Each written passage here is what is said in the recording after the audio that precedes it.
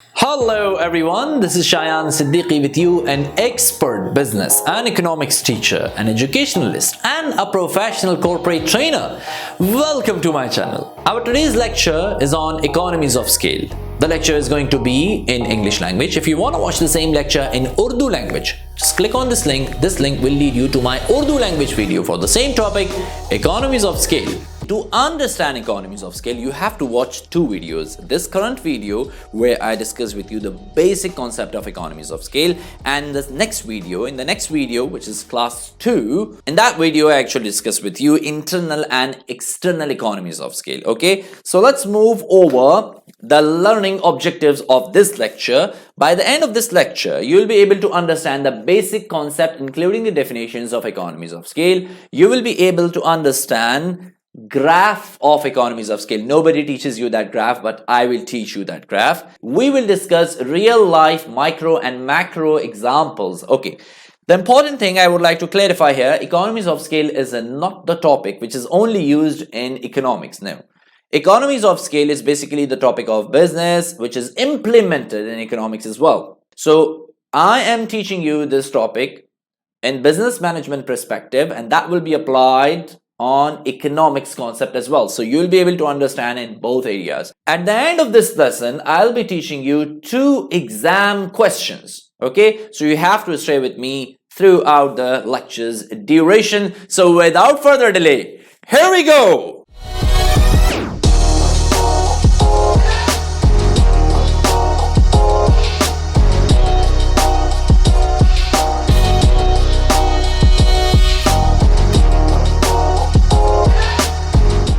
Welcome back, and here is the definition of economies of scale. First read it, I will explain you. Okay, it is the cost advantage. It is the cost advantage that a firm benefits from as their scale of production means output increases. Let me explain you. When the size of the organization increases, when the output of the organization increases, its per unit cost or the average cost goes down. Businesses have to do something in order to reduce their average per unit cost. What they do to reduce their average per unit cost, that is called economies of scale. Are you getting my point? Let me explain furthermore. Read the second one. It refers to the lower average cost due to the gains in productive efficiency. Productive efficiency. What does it mean by? That means they do something, businesses do something at production side to gain the efficiency benefits so that the per unit average cost can go down as the size of the organization or the output increases. I will clarify that. Read the third one. This is my own definition. As the output increases, output means production increases. Average cost, I highlighted this average cost because I'm going to explain this in the next slide. Average cost per unit goes down due to the efficiency at production site. I summed up both definitions and wrote here. Now let me explain what is an average cost. Average cost, read it. Average cost is actually the cost per unit of output. Cost per unit of output. Some students get confused in it. Hey sir, what is called an average cost? What is called a total cost, and so on. First of all, this is not the cost topic, but I will explain you whatever is required here. Now listen, average cost is the cost per unit. Now basically, how do we calculate average cost? Average cost is calculated by total cost over output, means number of unit produced. Total cost, I will explain you what is called total cost. You remember, if you have studied finance, then you must know what is called total cost. Fixed cost plus variable cost equals to total cost. Clear? So total cost divided by output, number of unit produced, then you actually get to know how much is your average cost per unit. For example, 10,000 jeans are made jeans, pants, okay? And they costed an organization 100,000. It includes fixed cost and variable cost, both. 100,000 divided by 10,000, so that means each jeans costed them $10. Clear? This is the average cost. This is called the average cost per unit. Is this clear? Now, businesses basically aim to reduce this cost. Okay? There is a difference between cost, price, and revenue. Don't get confused in it. I will make a separate video to explain what is called a cost, what is called a price, what is called a revenue. Students make mistakes in their exams when they write down these terminologies or when they use these terminologies, but they use them at the wrong place. Okay, let me explain. Move over the next slide. Okay, let's go in the further more depth of the topic. If you remember, I say total cost is made up of total fixed cost plus total variable cost. Let's look at it. Average cost. Average cost is made up of two different things. The first one is called average fixed cost. Second one is called average variable cost. Now, when the word average is here, it's not about variable cost. It is average. Okay? Average. Okay? Average means you have to calculate per unit cost. Now, average fixed cost means I have to calculate how much average fixed cost per unit is. How do we calculate that? Fixed cost, total fixed cost over output. Total fixed cost over output. As I always say, that I do not only explain you the definitions and I do not only explain you the basic concept of something. No. That is the reason my lectures are a little bit late in uploading, because I go in the depth of the topic and I bring everything out to teach you, so that the whole concept of the topic should be crystal clear in your mind. Okay, now how do we calculate our average fixed cost, total fixed cost over output? How do we calculate our average variable cost, total variable cost over output? If you don't know about the fixed cost and the variable cost, search a little bit. I will make a video to explain you the difference between fixed cost, variable cost, direct cost, indirect cost, and so on. Now, we have got to know both these things. When we add them, we get our average per unit cost. Okay, now let's move on. This is basically the graph of economies of scale. This is how it looks like.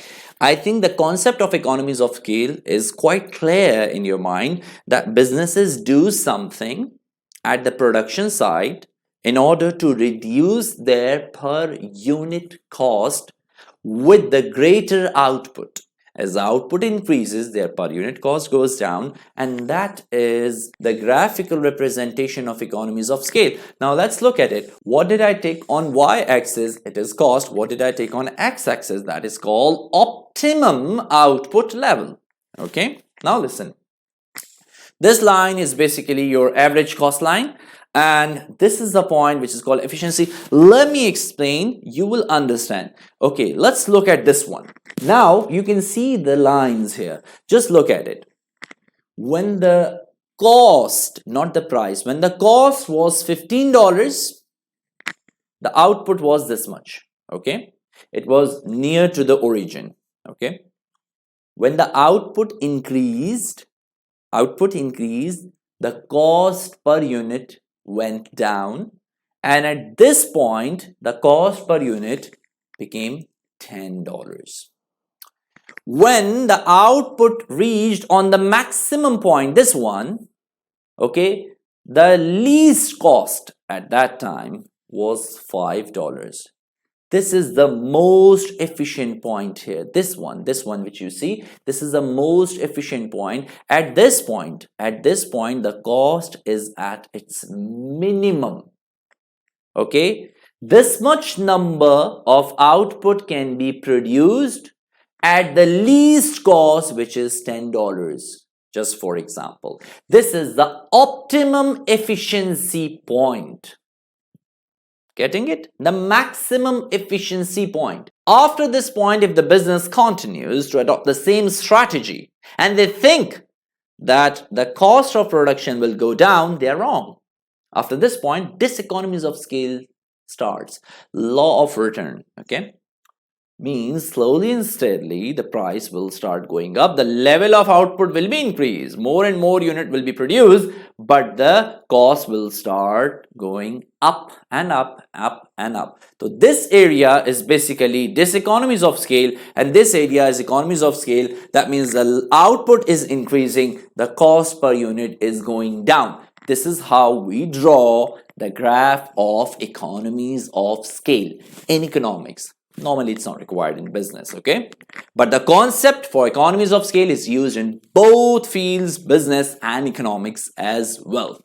Moving on. I think this graph is clear, all right? Moving on, let me explain you with a real-life example. Just for example, I cannot say that this example is 100% implemented. This can be a little bit silly as well, but it's a good example for you to understand the basic concept of economies of scale, okay? Let me explain you. Just for example, somebody decided to start a business. The fixed cost for that business was 5,000. Clear? The variable cost to make one pizza, like obviously when he went to market, he bought wheat, he bought chicken, he bought tomato sauce and mushrooms and olives and too many other things, which the ingredients of pizza he bought. So they costed him approximately $100. Okay. Now, obviously, he cannot ask a shopkeeper that I need this much quantity of something, this much quantity. He has to buy a complete packet, okay, in order to use that in his own pizza. Now, listen. The fixed cost was 5,000. He bought machinery and everything. The variable cost is 100. How much is the total cost? 5,100. Okay. Now, the problem is he just made one pizza. He just made one pizza. What is the actual cost of that pizza? Actual cost. 5,100. The cost of one pizza is 5,100. It doesn't come in our mind that, hey, what are you talking about? 5,100, one pizza? Makes sense because he himself made a pizza, he bought the oven, he bought everything, he rented a place and then he made one pizza only. That costed him 5,100. What if he makes one more pizza? The cost will be split over two different pizzas. And the cost of one pizza, means divided by 2, will be 2,550. Now, you will understand this concept. Imagine if this person makes 1,000 pizzas. 1,000 pizzas. Now listen, the fixed cost is not changed at all. Only the variable cost changed. 1,000 pizzas are being prepared. Fixed cost is same.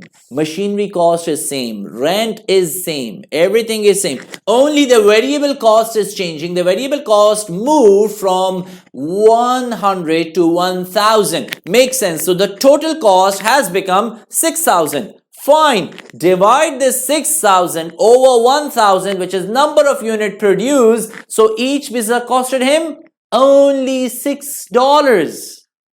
Now are you observing? Fixed cost is same. Variable cost is increasing according to the level of output increase. That makes sense. But when it is divided over more and more units produced, your per unit cost goes down. And it's now $6 only, which was previously for one unit was 5,100. Getting my point? And now as the output is increased, it's now only $6. Now I will explain you all this by wordings. Read it. As the output increases, average cost per unit goes down due to efficiency at production site. Now this is the point here. Efficiency at production site. Now what are the efficiencies at production site? I will explain this in the next lesson because I don't want to make it so long. In next lesson, I have discussed with you internal and external economies of scale. Now, read this paragraph, you will understand. The average fixed cost of the firm will decline constantly with increased output because the total fixed cost remains constant, but are spread over increasing amount of output. Try to understand, the total fixed cost is same, it's not going to change, but it is being divided, it's being spread over more and more units produced. Getting my point? Now read this one. The same fixed cost is being divided by a larger and larger number of output. This is called economies of scale.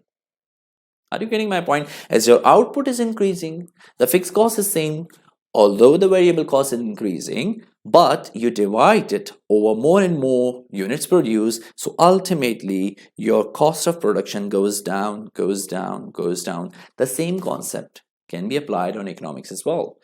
Why the world is not able to meet the China's cost of production? Because China is targeting the whole world. There is a demand of the product in the market and China is providing them. Now the more number of output is produced, so fixed cost is same, variable cost is increasing. Now there are different ways that businesses can reduce the variable cost. For that you have to watch my second video. Okay, due to the huge level of output, the Chinese cost is so low. You will understand it. Moving on. Okay, exam question number 1.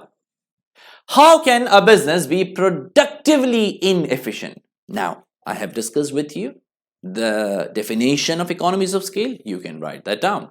But the question is, how can a business be productively inefficient? Inefficient means they are not utilizing their available resources efficiently, due to which the cost per unit, instead of coming down, it's going up, or maybe they are not able to keep the cost low. Number 1, business might be buying raw materials on higher prices instead of cheaper prices. That is the reason they have become inefficient. Second one, businesses may be employing more workers than required. You need 2 workers, you have employed 4 workers, as in the name of assistant and something like that. So obviously you have to pay their salaries and so on. Salaries are the part of cost, and ultimately the cost of production, instead of coming down, will go up. Okay, so per unit cost will also go up. Businesses might be using outdated technology. Yeah, now there is new technology by which you can reduce the cost, and if you're using the outdated or the old technology, it's going to create a serious problem. Okay, businesses might be holding too much stock, which result in increased storage cost. Makes sense, because storage costs will be increased. And the last thing is, businesses may have badly organized or inappropriate production method which are being used. Makes sense, the production methods which they are using, maybe they're outdated and they are not cost effective. Second exam question here. All right, what are the human factors due to which the businesses cannot enjoy economies of scale? What are the human factors?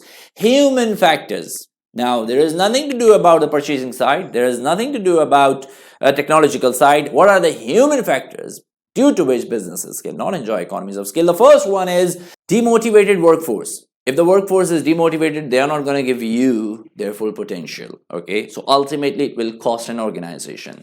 No sufficient training provided to the workforce. Yes, if you provide proper trainings, so your workforce doesn't have to look here and there in order to understand what they are supposed to do. So if you provide them sufficient trainings, required trainings, your workforce will become more and more efficient. And that is basically an advantage for the business.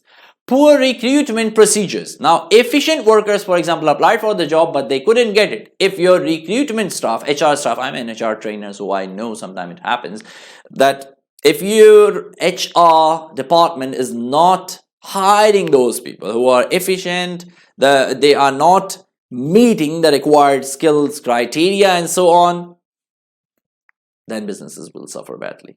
Okay, because a new staff will come, you have to train them, they will take years, months to understand, and then they will take more and more time to bring their hidden skills out. Instead of that, if you hire someone who is experienced, if their skills meet exactly what is required, immediately there will be an addition of a valuable asset in your workforce. Okay, wrong organizational structure. Okay, no, people don't know where they are supposed to report, who is the actual boss.